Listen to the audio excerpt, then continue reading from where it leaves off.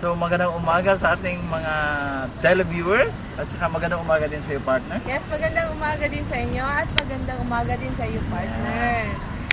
So, partner, welcome to our show. And your show is Speak! Okay. So, partner, nandito tayo ngayon sa napakalawak na lupain o napakalawak na lugar dito sa school na to. Partner, tanong ko, partner, anong school ito, partner? Yes, ang school na to, nanggaling ang mga top-notchers at saka good leaders dito sa Davao. Ang ito ay University of Mindanao. Okay, partner, sa University of Mindanao. So, partner, ano ba yung ugnayan sa nagtataka ako, partner? Bakit nandito tayo ngayon? Ano bang kaugnayan ng ating tatalakayin o yung ating topic na gagawin? So, dito Hindi mo ba alam talaga, partner? Gusto ko yan.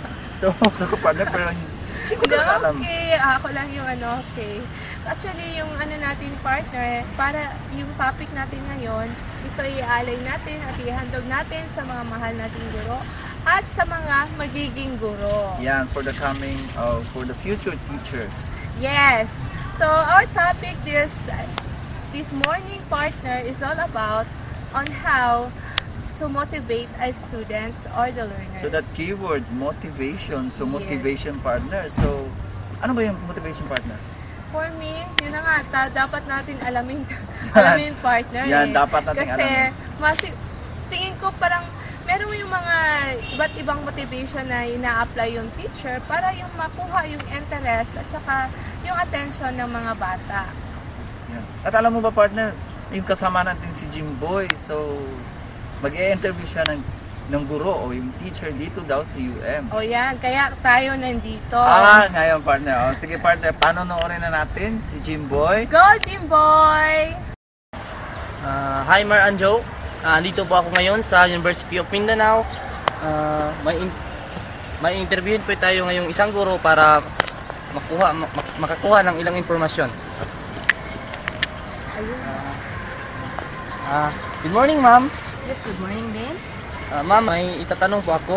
Ano po ba ang kalagahan ng motivasyon sa loob ng klase? Motivation. Napakahalaga ito sa klase kasi ito yung nagbibigay ng interest sa mga bata.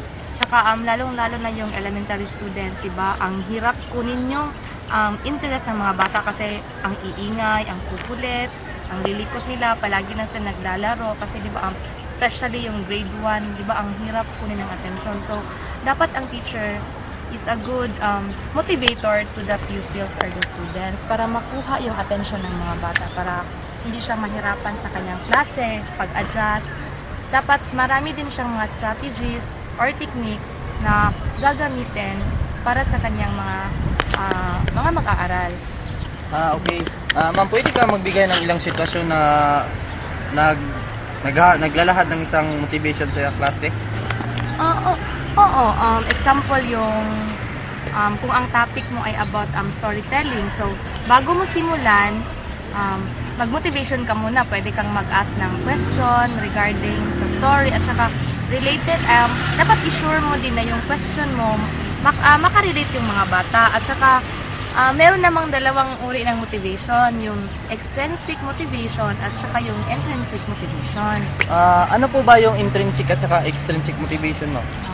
Yung extrinsic motivation, so di ba from the word extrinsic, so meaning external o yung halimbawa doon yung mga giving of awards, di ba? Pag may ginagawa ka na games or activity, bibigyan mo sila ng last points, bibigyan mo sila ng prizes, yun yung extrinsic motivation.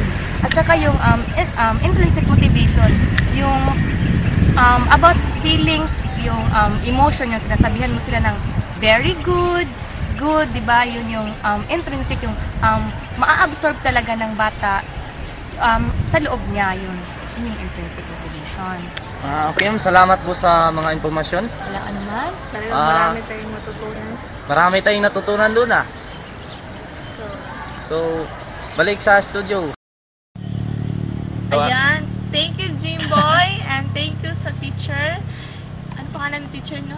So, iwan ko, partner. Nakalimutan ko, partner. So, yan. Thank you, Jimboy, at saka sa teacher na nag-share ng informations about the motivation. So, Yes, meron pa tayong dalawang motivation, intrinsic at saka extrinsic. yan, Oo, intrinsic meron na akong na-learn ngayon, partner.